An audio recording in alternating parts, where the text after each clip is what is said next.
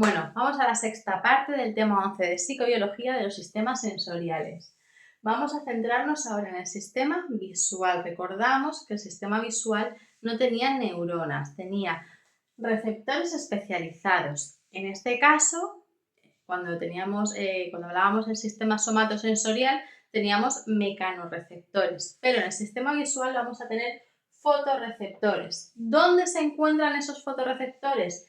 En la retina, pero en diferentes partes de la retina, ¿vale? Vamos a tener conos y bastones. Son los dos fotorreceptores que vamos a tener en el sistema visual. Los conos se van a encontrar en el centro de la retina, en la zona de la fóvea, y los bastones se van a encontrar en la periferia de la retina, ¿vale? Imaginad la retina, los conos se van a encontrar en el centro de la fóvea y los bastones se van a encontrar en la periferia. Conos se van a centrar en visión diurna. Los conos ven durante el día. Los bastones ven durante la noche o cuando no hay luz, ¿vale? Conos son menos abundantes. Tienen una visión fototópica de foto, flash, luz, ¿vale? Y los bastones son más abundantes y tienen una visión escototópica. Se esconden y cuando se esconden no hay luz. Entonces, escototópica. Los conos perciben color y los bastones perciben la forma. Dentro de los conos tenemos 3 pigmentos específicos que se llaman opsinas. Esas opsinas pueden ser sensibles al rojo, sensibles al verde o sensibles al azul. Los conos S son sensibles al rojo, los conos M sensibles al verde y los conos L sensibles al azul. Y tienen una alta resolución espacial y agudeza visual porque vemos con una claridad muy alta, entonces los detalles finos no se nos van a escapar. Los bastones hemos dicho que perciben la forma y solamente hay un tipo de pigmento que se llama rodopsina. Tenemos baja agudeza visual porque si está todo oscuro no vamos a percibir detalles finos y detecta el movimiento.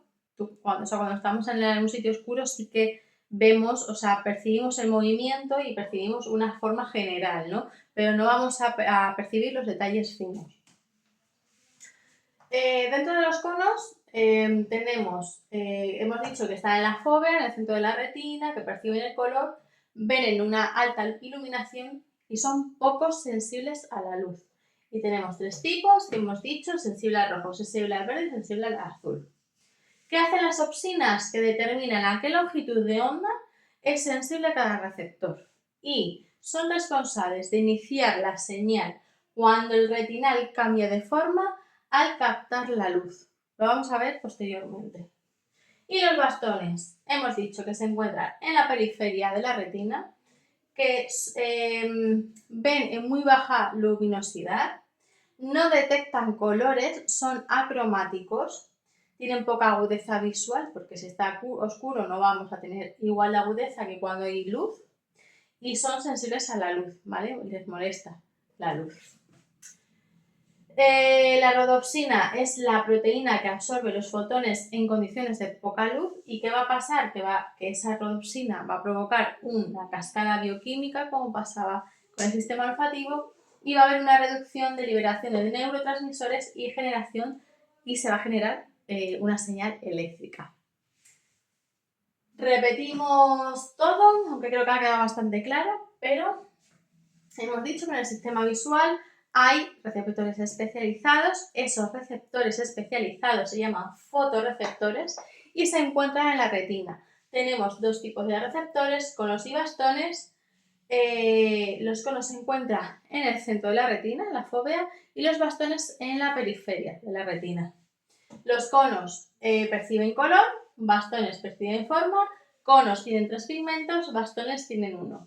Conos tienen opsinas, bastones rodopsina. Visión fototópica de foto de luz de flash y visión escototópica de me escondo y no veo, ¿vale?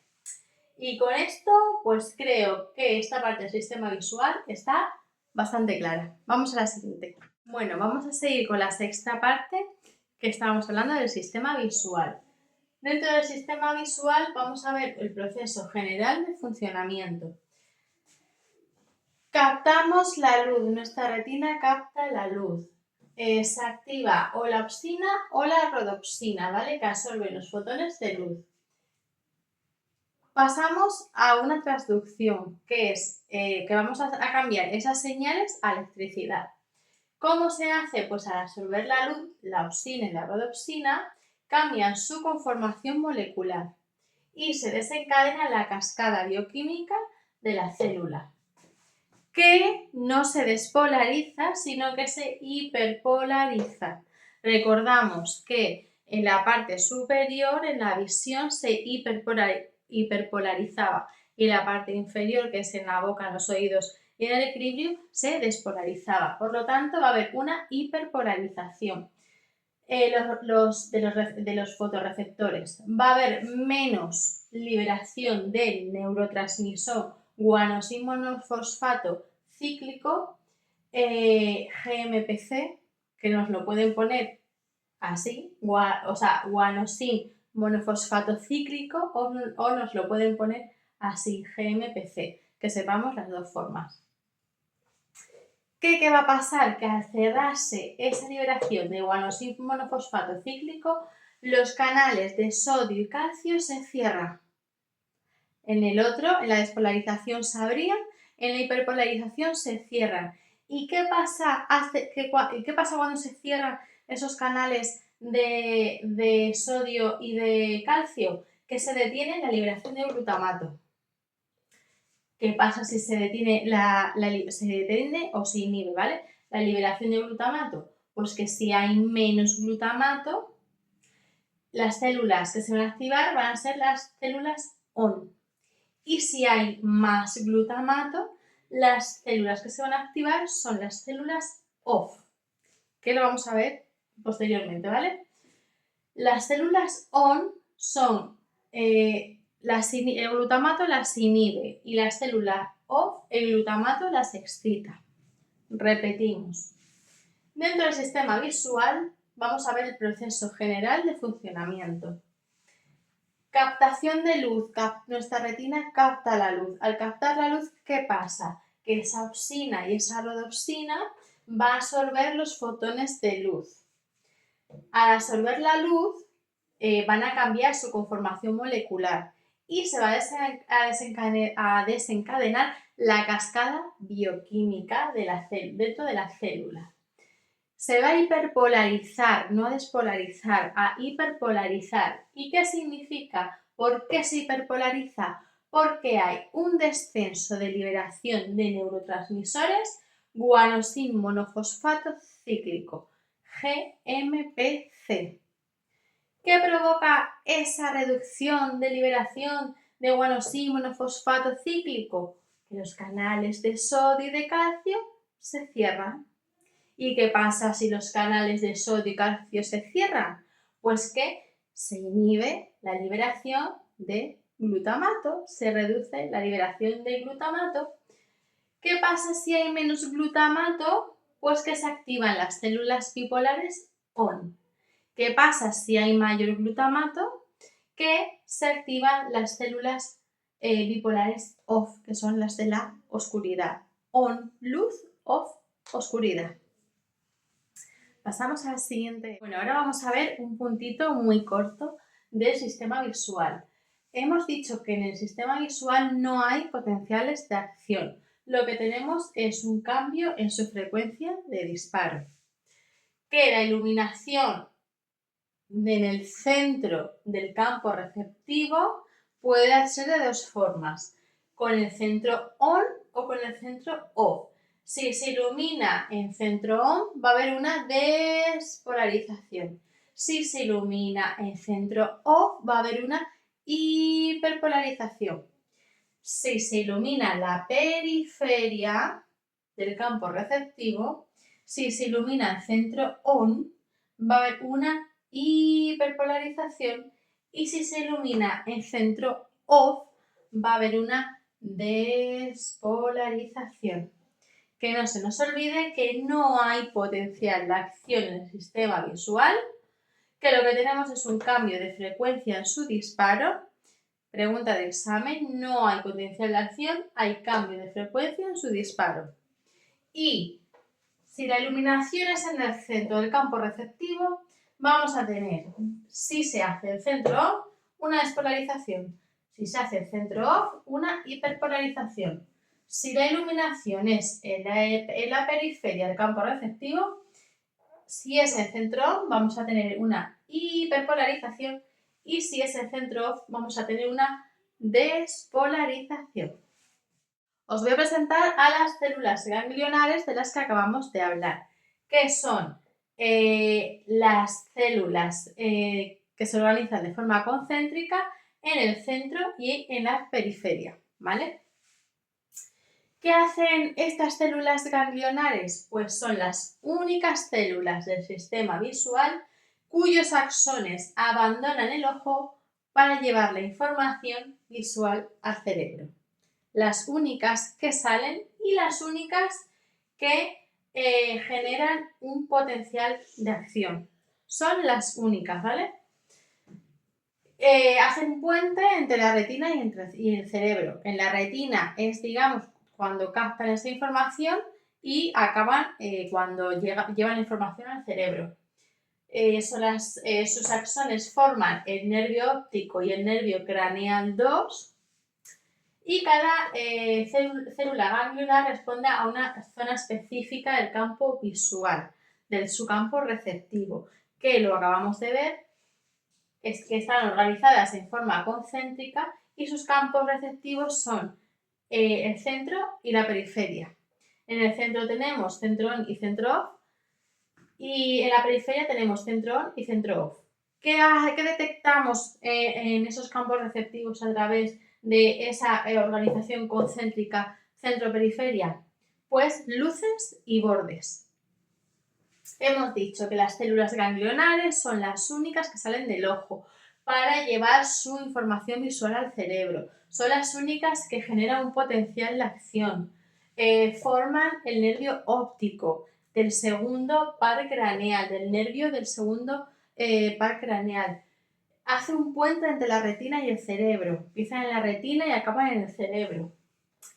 Y están organizadas de una forma concéntrica centro-periferia en sus campos receptivos, lo cual nos ayuda a detectar las luces y los bordes.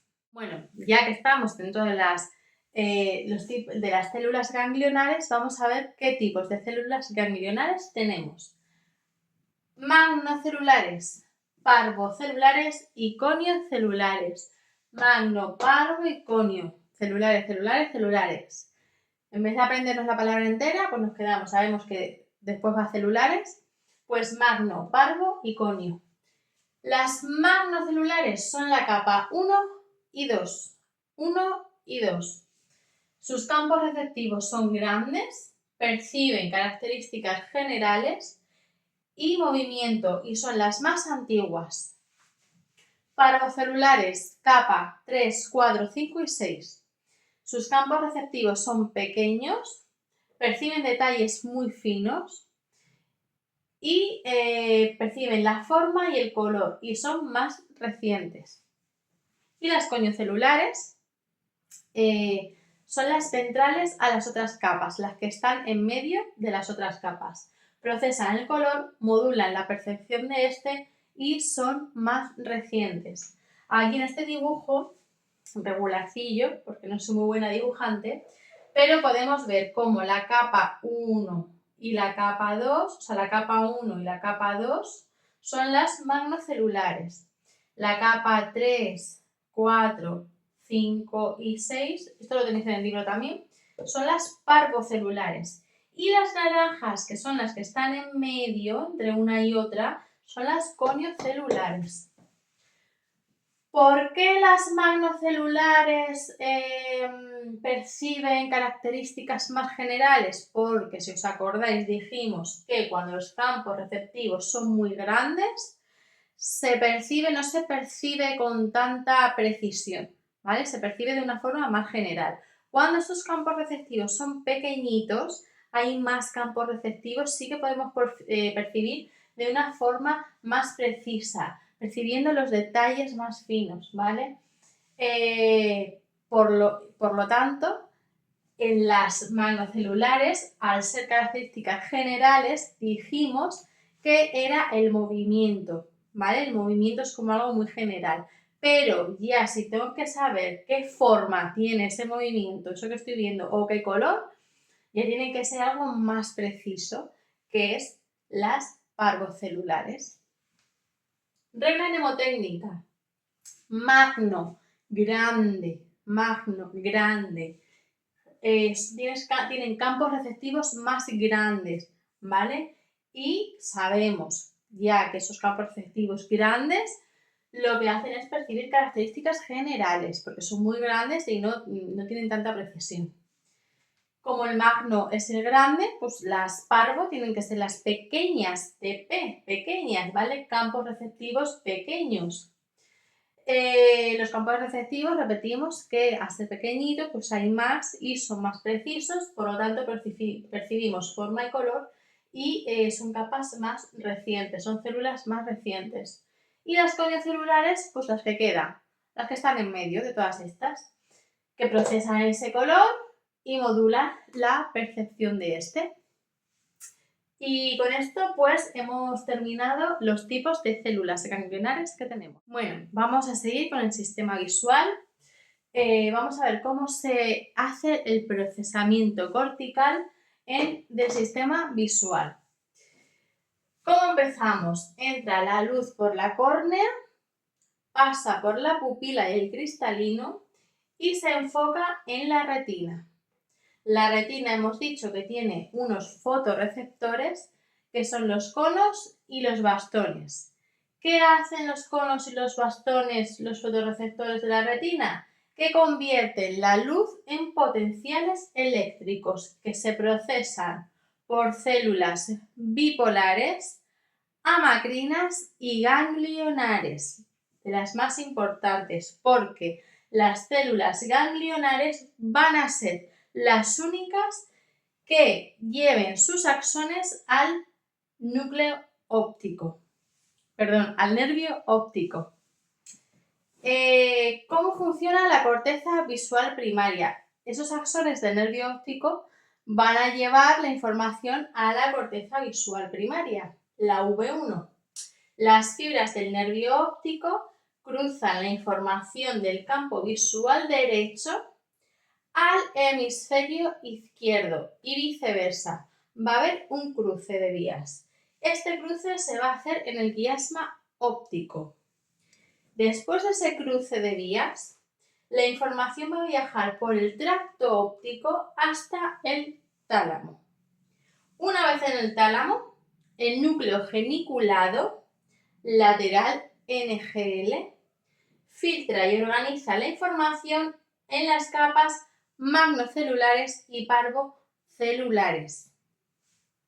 Desde el núcleo geniculado lateral, la información se transmite por radiaciones ópticas hasta la corteza visual primaria, localizada en el lóbulo occipital y identifica líneas y bordes movimiento básico con un mapa retinotópico, es decir, representa lo que ve el ojo.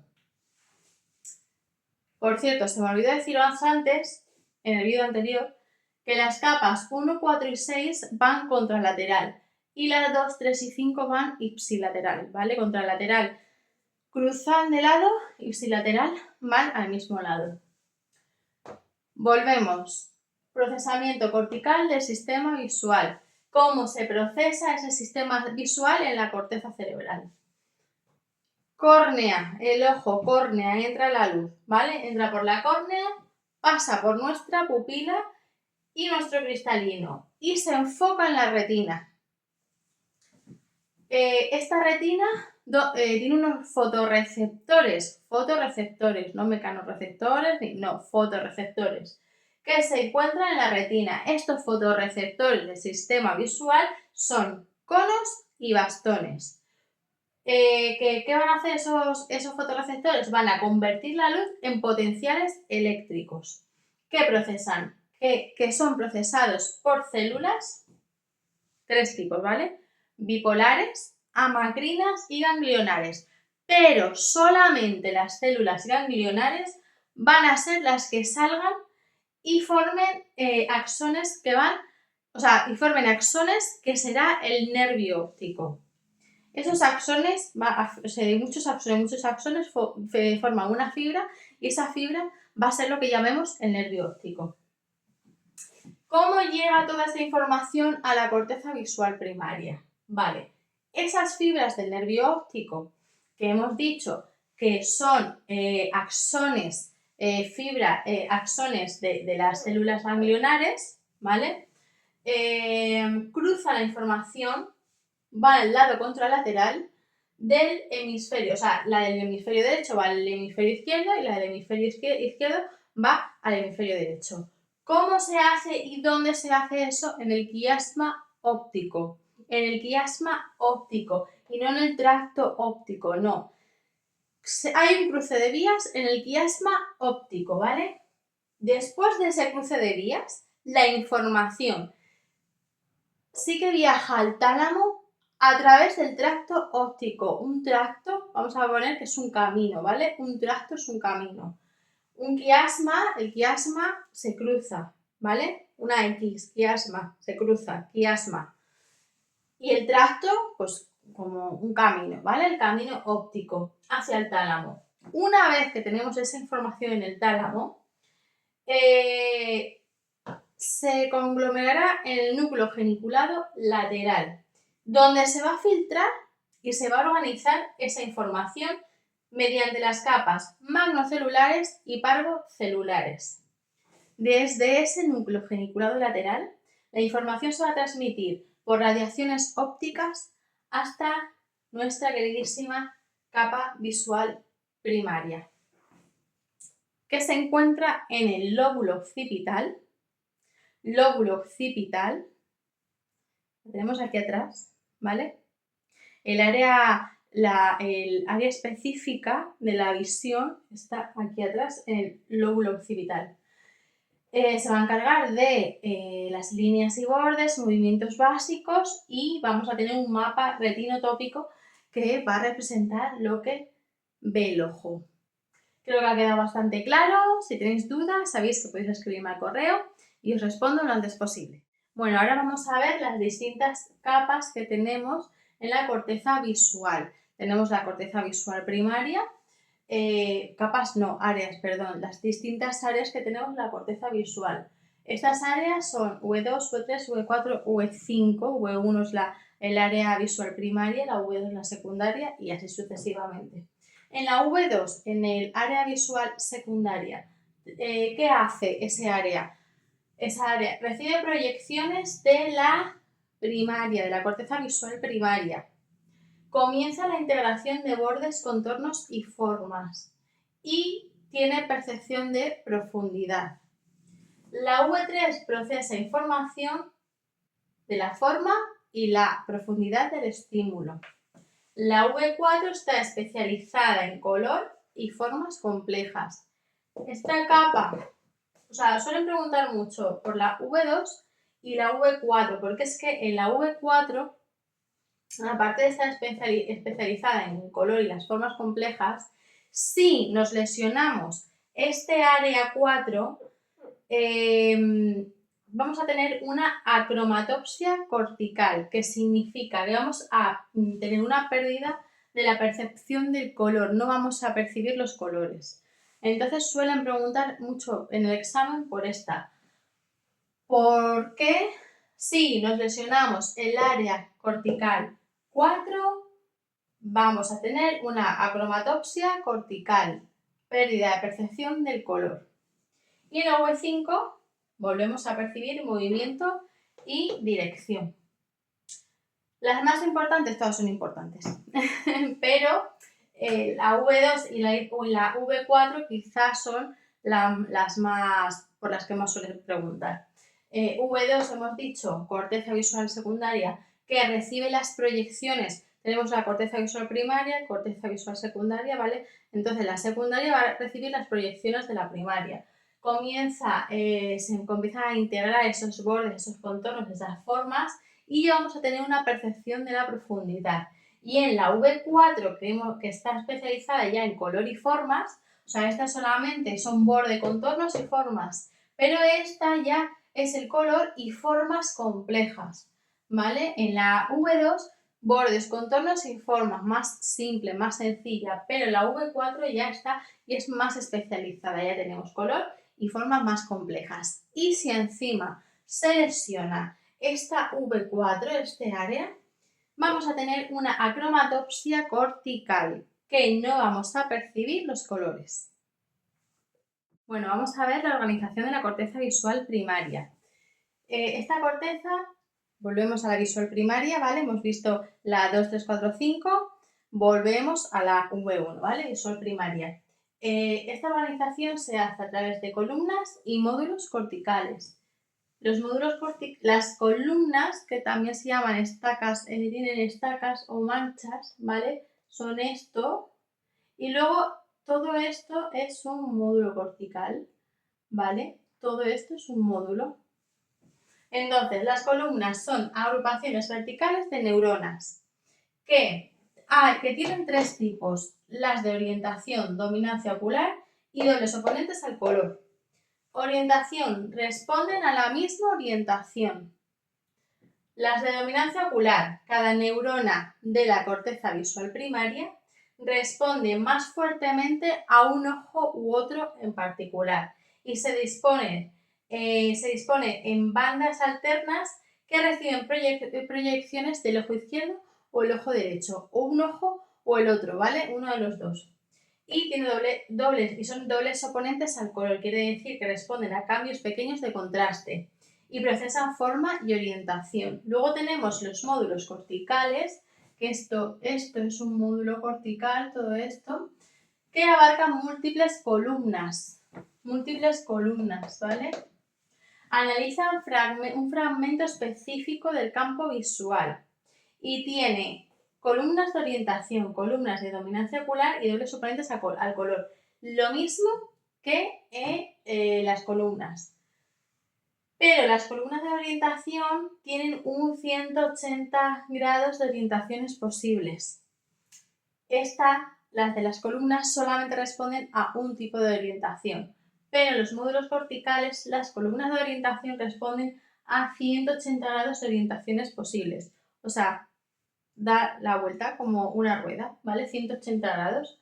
Las columnas de dominancia tienen una para cada ojo.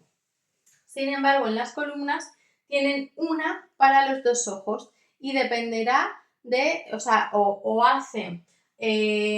reciben proyecciones de un ojo o reciben del otro, ¿vale? Pero sin embargo, en los módulos tienen una para cada ojo. Y en los dobles oponentes al color analizan el color, la forma y la orientación. Parecido a las columnas, ¿vale? Cada módulo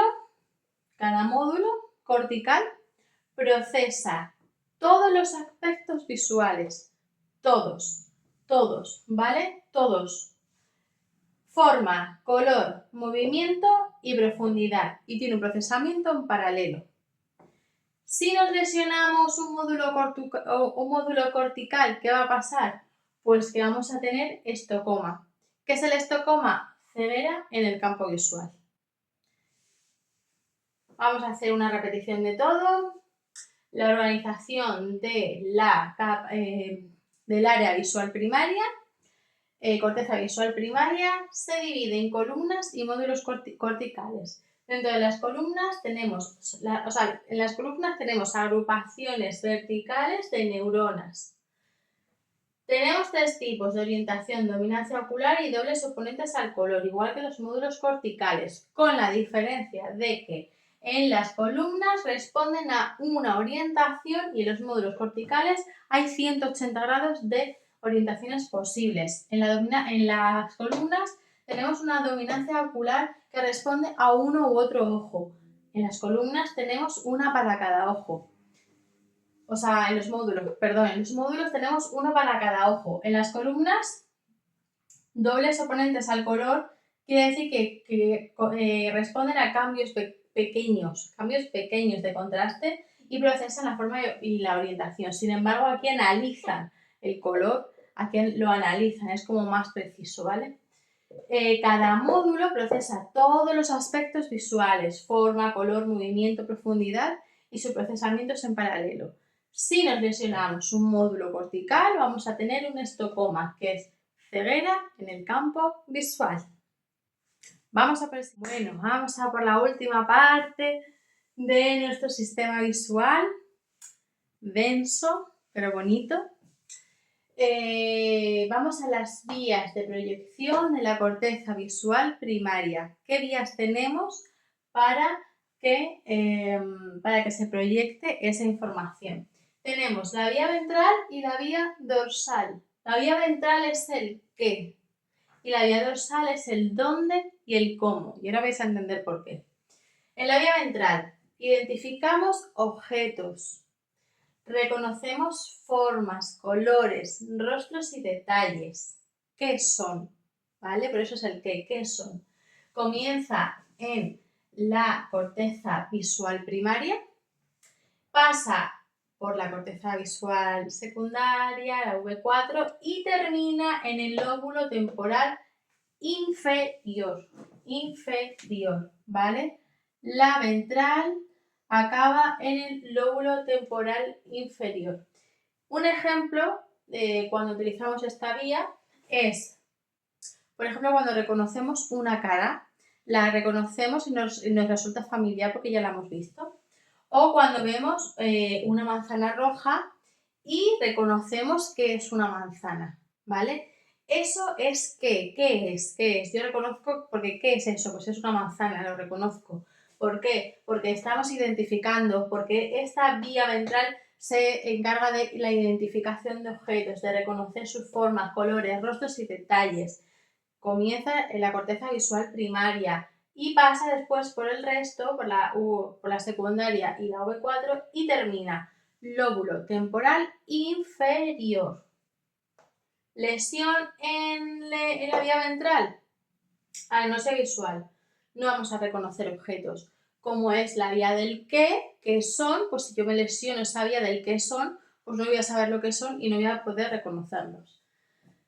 Tenemos otra vía, la vía dorsal, que es dónde y cómo. ¿Dónde están y cómo están? Bueno, pues entonces será la ubicación espacial, el movimiento, ¿no? La ubicación espacial, dónde están, movimiento, cómo se mueven, coordinación motora y visual, localización de objetos en el espacio, ¿no? ¿Dónde están?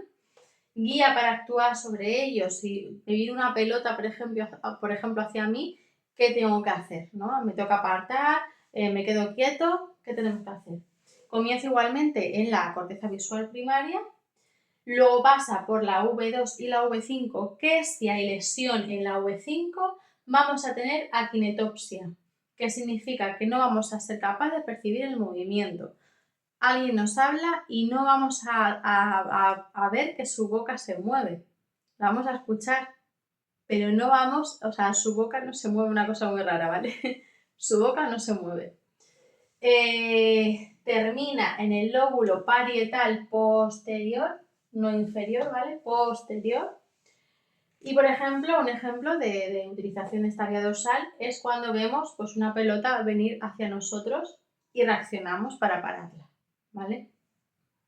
Una lesión en esta vía dorsal, pues ataxia óptica. ¿Qué es la ataxia óptica? Pues que vemos un objeto, pero no podemos coordinar las manos correctamente para agarrarlo, por ejemplo. Así que creo que estas dos cositas han quedado claras. Espero que toda esta sexta parte del tema 11 de los sistemas sensoriales haya quedado claro. Si no ha quedado claro, sabéis que tenéis el correo que me podéis escribir y os contestaré en la mayor brevedad posible. Y vamos a pasar al que nos queda, que es el sistema auditivo.